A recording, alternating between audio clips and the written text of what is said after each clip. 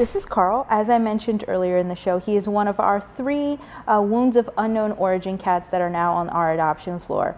They all had to spend 4 months in a quarantine situation where they had kind of a double door enclosure, and then they only had one handler to prevent the spread of rabies if they had in fact been bitten by a rabid animal, since we were unable to figure out what had happened and created those wounds. Carl has been back, came in back in April, and he's been back on the adoption floor, I want to say maybe 2 or 3 weeks. We quickly found that he didn't really enjoy being on the adoption floor. He's used to being in a much quieter environment, and it was really overstimulating for him, and he didn't like that. He didn't have anywhere to go if he felt scared. He couldn't run away. He was kind of stuck in his cage. So what we did was we actually moved him into the kitty cabana, which replicates more of a home-like environment, and he's really thriving in that space. So he lives in the second cabana with Lily and Mo, and he's right now in our transition cage, still kind of getting acclimated to living with them. Although he has lived with another cat previously, he actually came to the shelter with one of our staff favorite cats, who since found a new home named Dog. Yes, he was a cat named Dog. So Carl has lived with other animals before.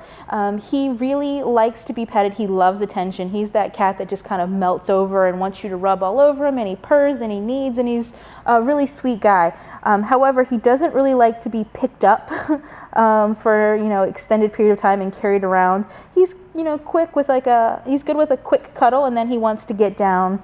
According to his foster mom, who spent 4 months with him, so she knows him pretty well. He likes catnip. He likes cat treats. He likes to play catch. He loves all kinds of toys. He wants to be with you and is very interested in what people are doing. He wants to be petted a lot. He's quiet and runs around the room, so he gets a lot of zoomies. He's just a great companion as long as you don't pick him up and hold him and force him to be kind of cuddled in a way that he doesn't like. She says that he's a very loving cat, should be fine with any type of a home environment. And the great thing about his particular foster, who is also a foster for General Lee, she did leave her contact information. So if you wanted to learn more about what these guys were like firsthand, you could call her, email her, and kind of get some more info on the personalities of the cats that she's been fostering. But he's going to be a great addition. He is color-coded purple here just because he can be a little bit shy and timid and things like that. We want people to work up to that, and because he really doesn't like that restraint.